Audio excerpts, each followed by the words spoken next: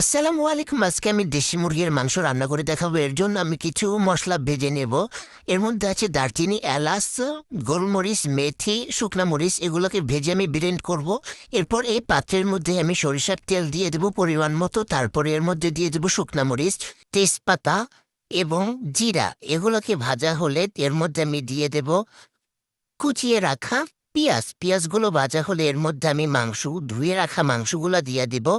মাংসগুলা ভালোভাবে কষিয়ে যতক্ষণ পর্যন্ত পানি না বের হয় মাংসের গা থেকে ততক্ষণ পর্যন্ত রাখবো। এরপরে হচ্ছে মাংসর মধ্যে মশলা দিয়ে দেব, আদা বাটা, রসুন বাটা, মরিচ বাটা, হলুদের গুঁড়া, কাশ্মীরি লঙ্কা গুঁড়ো, লবণ। এগুলা দিয়ে ভালোভাবে কষিয়ে নিব যতক্ষণ পর্যন্ত মাংসের গা থেকে পানি বের না হয়।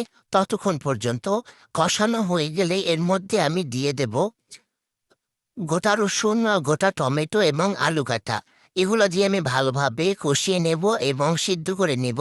তারপর পানি দিয়ে ঝোল করে ঝোলটা টানিয়ে নেব। এরপর শেষ সময় দিয়ে দেবো সেই ব্লেন্ড করা মশলাগুলো। তো আমার রেসিপি রান্না প্রায় শেষ। তো তোমাদের যাদের ভালো লেগেছে তারা বাসায় অবশ্যই একবার ট্রাই কইরা দেখবা। এরপর তো আমি সার্ভ করে খেয়ে নিলাম। রান্নাটা কিন্তু আমি রান্না করেছি বলে বলছি না, খুবই ভালো হয়েছে। তোমরা বাসায় একবার ট্রাই করে দেখতে পারো। সাদামাটা হালকা ঝালের মধ্যে খুবই সুন্দর একটি দেশি মুরগির রেসিপি। আমি তো খেয়ে নিলাম। তোমাদের যাদের খেতে ইচ্ছা করছে তারা বাসায় রান্না করে খেয়ে নাও এবং লাইক, কমেন্ট, সাবস্ক্রাইব করতে ভুলো না কিন্তু। আল্লাহ হাফেজ।